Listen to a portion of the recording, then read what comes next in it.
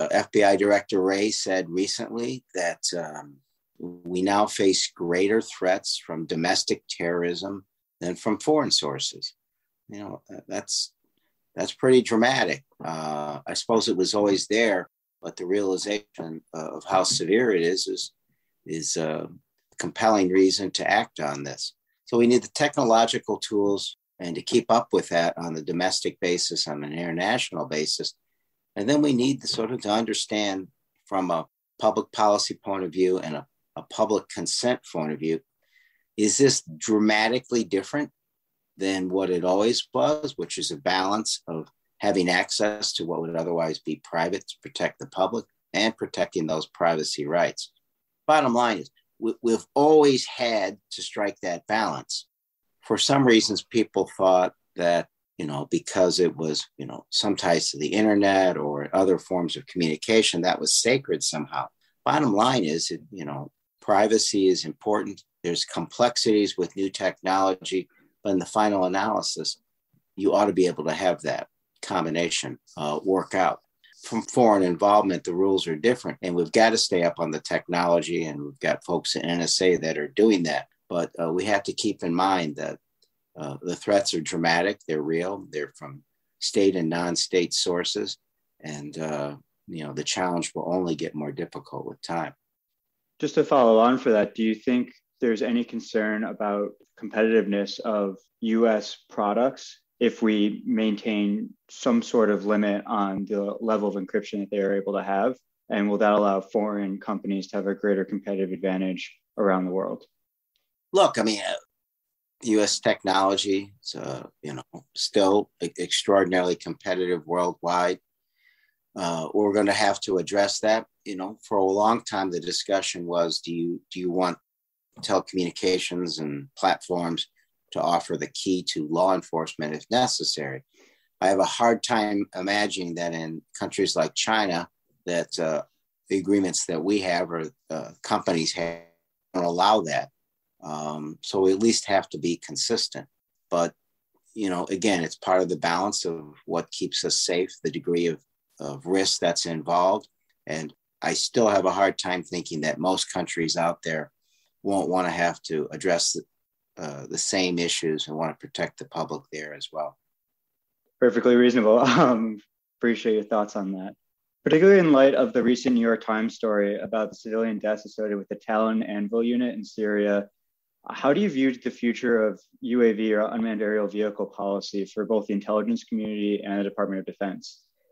I was with President Obama when he spoke at the University of Chicago Law School about drones. And, someone asked him, one of the students asked him, sort of how dare we use them at all? And his answer was a longer, legal, complicated, reasoned response. But it began with, because there are people who want to kill you. And then he came through the evolution of what's taking place, from firing a rocket at the bad guys from an ICBM from 1,000 miles away or more, to missile attacks, to, fighter jets and bombers firing weapons. The evolution toward drones and the UAVs and the rules, especially that President Obama put in place, reforms to provide greater certainty, went a long way. Those reforms were removed under the Trump administration. Obviously, there need to be improvements, and mistakes are intolerable and have to be corrected for the future as we go forward. But, we cannot unilaterally disarm with the threats that are out there. We have to put in place an effective system. And obviously, UAVs are a lot better than what we were doing, some time ago. And when there are mistakes, and as horrible as the most recent ones were, there has to be accountability. There has to be transparency. DOD and others will have to provide full information and be far more transparent than they often have, to make sure there is accountability and reforms in the process to make them more effective. But, there is no option of not using this. If only for surveillance, and how critical that's going to be in areas that we are otherwise denied or near denied, and in areas where the horizon's a long way off, as President Biden was referencing in Afghanistan. So I really appreciate that response. I guess the question is further on that. Do UAVs force a new discussion of the definition of the battlefield Sure. and kind of what executive power means, and comparing it to the Article 2, Section 8 responsibility of Congress to declare war? Well, let's talk about that just for a second. Congress has abdicated its responsibility for all too long. It likes to be in a situation all too often of saying, well, I agree with the president on this, but not that. But look, as we know, Congress has the sole ability to declare war in the Constitution. That, in practice, has not been the case. Much has been their unwillingness to engage, take the heat, take the responsibility that comes with those decisions. So the decisions to repeal very old authority for military use was appropriate. And we have to do it more specifically, more targeted as to each situation, and not let the chief executive just decide, well, I'm going to use this authority from 30 years ago, even when it's not applicable and it's not the current will of Congress and the American people. A little more on your previous question. This has gotten more difficult, and we have to constantly talk about this. What is the battlefield, right? A month or so ago, we celebrated Veterans Day and the Greatest Generation, and that's totally appropriate. But circumstances have changed so dramatically. The threat has come from non-state actors, obviously, that confuse this and make the fog of war even foggier. But that's not an excuse for a thorough understanding and analysis of that, and following, who we are as a country on an ongoing basis. But that takes engagement by Congress and the executive branch, something that's been lacking for too long a time. It takes public discourse to make those discussions. And again, that's been lacking as well. So continuing on that point, by my tally, there are 56 members of the House and 16 members of the Senate that are still active that voted for the original authorization of use of military force in 2001. Do you think there are reasonable reforms we can make to the War Powers Resolution of 1973 to prevent these forever wars and ongoing authorization of use of military force? Sure. I mean, we can only speak broadly because it's a much, much longer answer. But it gets down to timeliness, how long that authority lasts, limits, how specific it is, how detailed it is, while not hamstringing the president of the United States when he needs to act. It's again, a balance, but it's something that we can do. There's discussion that members of Congress have on an ongoing basis. They just haven't had the willingness to put that down on paper and make those tough decisions so far. I know that this was included as part of the National Defense Authorization Act of 2022 to try to repeal the authorization of use of military force. I know that you voted for the House bill, and it did pass with bipartisan support and some bipartisan dissent from both sides. Could you talk about what the process was that forced the removal of repeals from the Defense Authorization Act? Yeah, look, I mean, it wasn't the first time. We've done this before. We've attempted to limit a president's power. Some of it had to do with specific areas, different countries and different conflicts. But in the final analysis, we have to come to an understanding through new legislation. Here's the authority we know the president has under these circumstances, and here are the rules we're going to play under.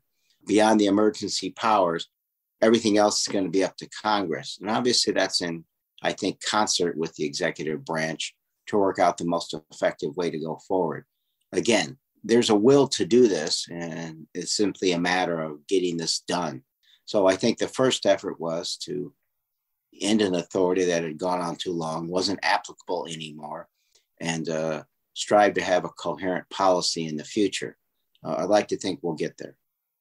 Excellent. Well, thank you very much. I hope we get there as well. If you don't mind a quick lightning round. First, what are you reading these days? Sapiens, which is a very disturbing book about who we are as a species. And I've got to stop reading such things. I rarely read for pleasure, so I took off some time to read this, and it's not it's not giving me more hope. So I'm going to have to, after Christmas, get into some more light reading before the new year starts. Yuval Harari has a lot of interesting points. What is the app that you can't live without?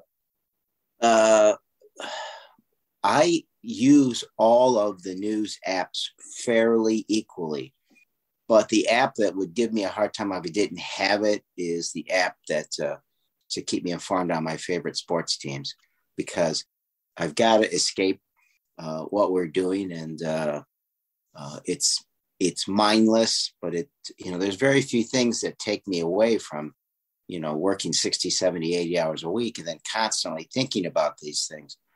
I get briefed on intelligence matters 3 or 4 times a week that keep me up at night. So some of those apps are an escape, and they let me think about something else rather than all the challenges we face. Awesome. Well, thank you very much. And then best piece of advice you've ever received? Never do anything for a living that you wouldn't likely do for free if you could. It's a tough challenge. And I know the financial pressures we all face, but you have to be doing something important.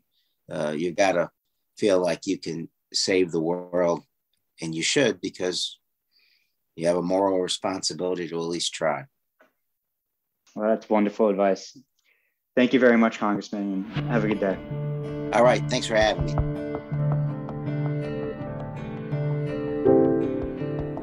Thank you for joining us this week for The Forum. The Forum is a project of UC3P, the University of Chicago's public policy podcast network hosted at the Harris School of Public Policy. The Forum is produced by Sarah Luling, Ibrahim Rashid, and Colvan Glahn, with editing this week by me, Colvan Glahn. If you'd like to learn more or connect with UC3P or The Forum, please be sure to check the episode notes for all of our online handles and information. I hope you enjoyed today's conversation, and until we see you next time, I hope you keep being curious out loud. Take care.